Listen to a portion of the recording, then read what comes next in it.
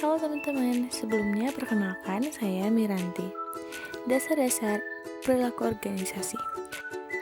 Pada video kali ini, saya akan membahas terkait memahami karakteristik dan kemampuan individu dalam organisasi.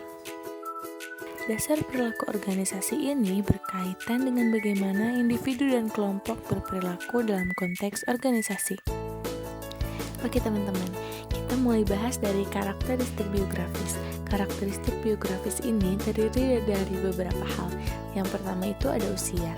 Nah, usia ini persepsi yang beragam seperti adanya sejumlah kualitas positif pada pekerja yang lebih tua. Misalnya, pengalamannya yang lebih luas dibandingkan pekerja yang lebih muda. Kemudian yang lebih tua pun biasanya dianggap kurang luas atau gaptek terhadap teknologi digital atau teknologi baru. Secara umum pun, yang lebih tua menunjukkan tingkat ketidakhadirannya yang bisa dihindari itu lebih rendah.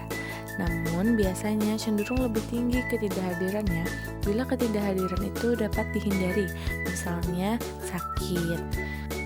Yang kedua ada jenis kelamin atau gender. Bukti menunjukkan bahwa hanya ada sedikit perbedaan signifikan antara laki-laki dan perempuan. Biasanya perempuan lebih patuh pada otoritas, sementara laki-laki lebih agresif. Gender ini juga tidak mempengaruhi kepuasan kerja.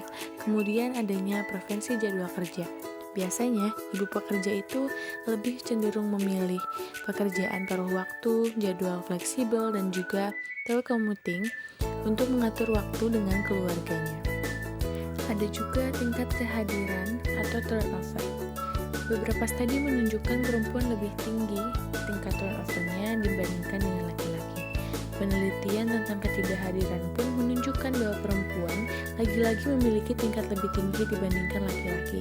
Kemungkinan karena ekspektasi budaya terkait tanggung jawab keluarga yang lebih tinggi. Selain usia dan jenis kelamin atau gender, ada juga status perkawinan yang dimana karyawan menikah cenderung lebih rendah ketidakhadirannya dibandingkan yang sebelum menikah. Dan juga ada masa kerja. Kemudian teman-teman terdapat dua tipe kemampuan.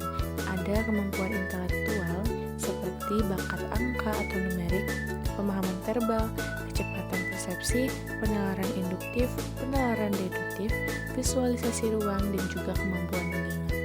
Kemampuan yang kedua itu ada kemampuan fisik. Kemampuan fisik ini terdiri dari faktor kekuatan, seperti kekuatan dinamik, kekuatan faktor bawah, kekuatan statis, dan kekuatan eksplosif.